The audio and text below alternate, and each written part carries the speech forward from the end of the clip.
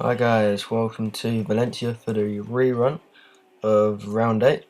In the first original race we had a bit of a disconnection issue, so we are rerunning it now, and we are on board with my pretty crap qualifying lap, to be honest, braking really early for the first chicane, first corner.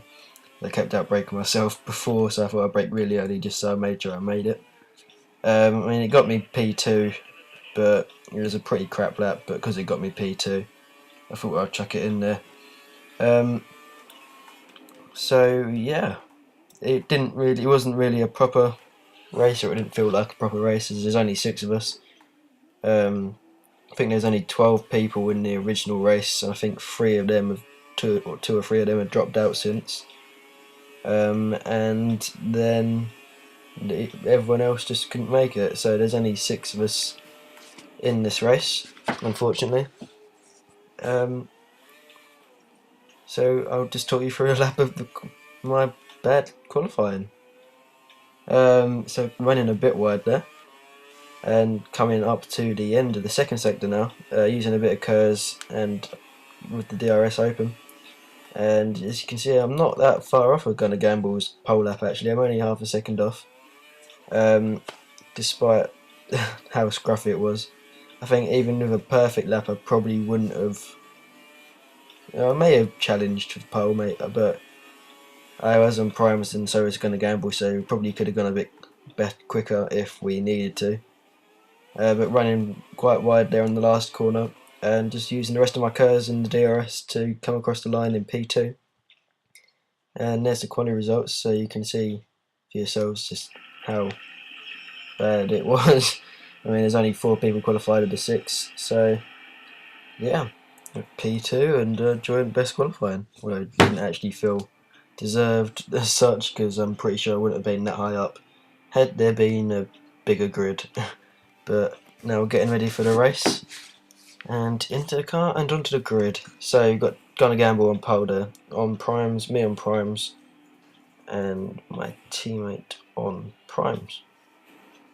And I think Techno Elite was the only one of the 6 who started on options. I'm not sure if Jort did either, but I think he was the only one. But anyway, onto the lights, and they're out, and we're getting underway as I get a lot of wheel spin and not really a very good start compared to Techno Elite. He's already up the inside of me. He's having a look. He's in front of me now. He's really holding it into the first corner, braking, and turning in, and bang! Techno Elite is just, I'm not sure if he got hit or outbraked himself. And how on earth that was my fault, I do not know, as I get the penalty, but I'm not sure if Techno Elite outbraked himself or got knocked on. So as I turned in, I had nowhere to go but into him.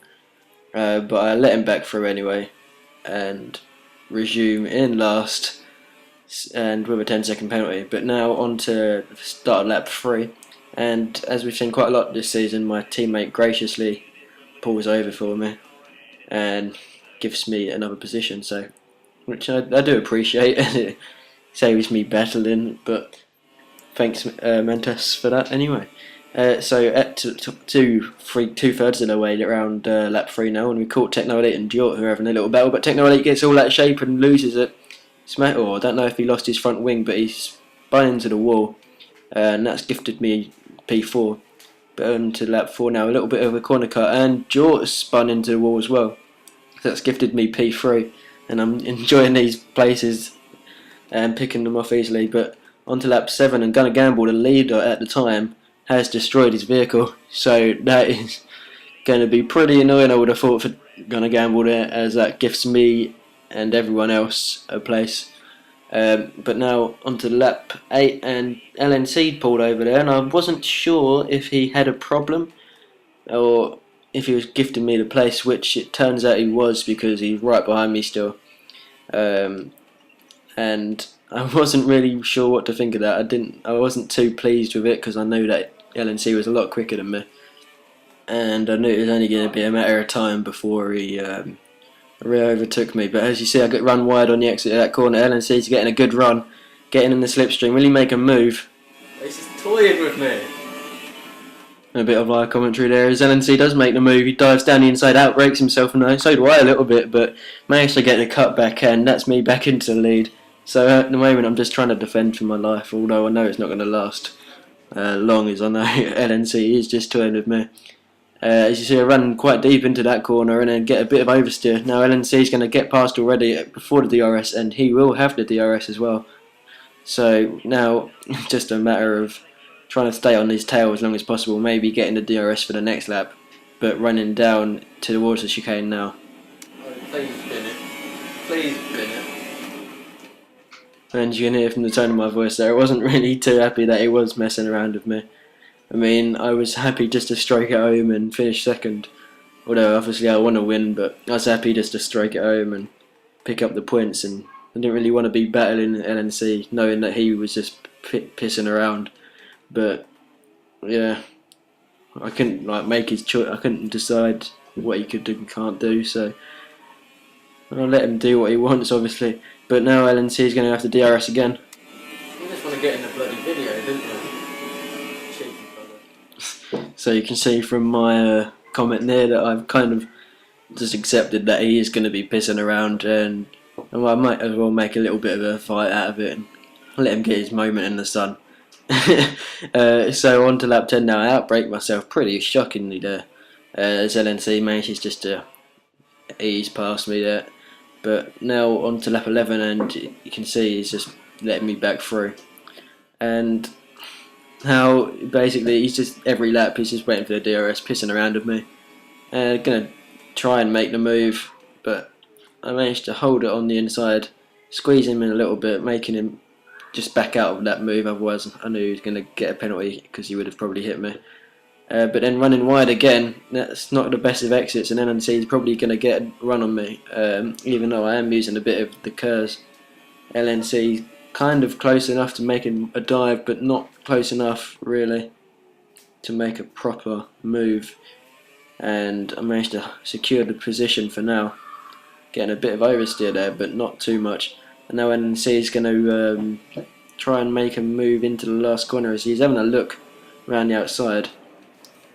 But I think after laps of sitting behind me, he knew I was pretty shocking at this corner, and thankfully I do manage to hold him off until lap 13, where he's right up my arse and only a tenth behind. But as I get a lot of oversteer there, it's going to help him a little bit, and then I run deep again. Yes, Mantas. As you see, my teammate Mantas has just gone purple, so he's in third and closing in on us at the moment.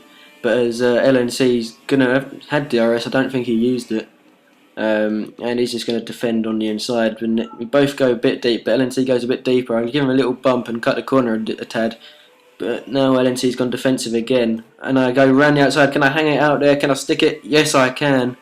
Using a bit of curves as well to pull away, and that was a pretty decent move in my opinion. But then shocking move there. Shocking idea. I don't know what I was thinking with this. Clearly lack of concentration. What an idiot. Such a numpty. And there you can hear me beating myself up about it. I mean, it was a pretty shocking bit of driving, and now I've got a damaged front ring, but LNC's just behind me still, and he's having a little look into the hairpin, but not much really. He's only 1/10 behind, and now coming round these fast corners. Chin up, son. And it looked like I think LNC had spun or bend it or something, and he did pit in the lead on that lap.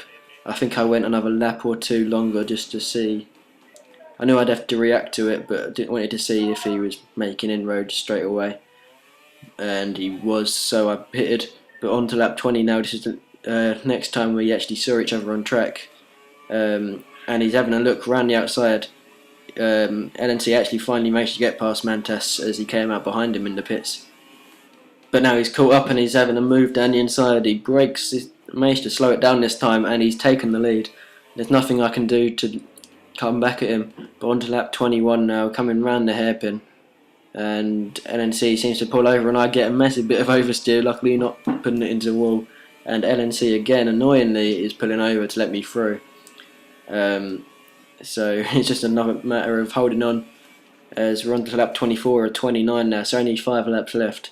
and LNC's only 4 tenths behind, and he's going to get the DRS no doubt. But running wide here and getting a bit of oversteer, bang into the LNC, who goes into the wall, and that's another penalty for me. LNC's lost his front wing, and at the time I was so annoyed because I knew that I had a 10-second penalty anyway. Now I had a 20-second penalty.